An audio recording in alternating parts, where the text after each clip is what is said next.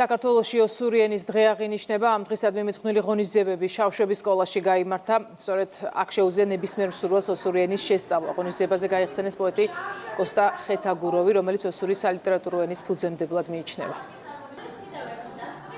ჩვენ ვართ მრავალეთნიკური ერი და ამიტომ ძალიან მნიშვნელოვანია, რომ სხვადასხვა ეთნიკური ჯგუფების წარმომადგენლების ენებს, კულტურას პატივსცემთ, აღნიშნავთ და ვაძლიერებთ საქართველოში.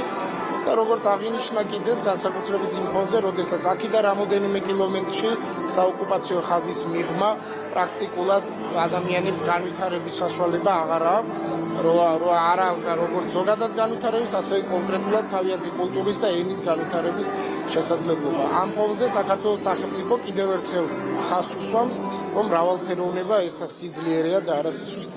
როდესაც საოკუპაციო რეჟიმი იქით გრძალავს ქართულ ენას და საქართველოს ცენტრალური ხელისუფლება კიდე ამ ოსებს, ამ ჩვენ ძმებს აძლევს საშუალებას, რომ თავის საკუთარ ენაზე მიიღონ განათლება, ისწავლონ, წაიკითხონ მათი ოსი პოეტების, ოსი მწერლების ნაწარმოებები, ეს მეტყველებს ჩვენ ჰუმანურობაზე და ჩვენი ქვეყნის მიდგომაზე ამ საკითხთან დაკავშირებით.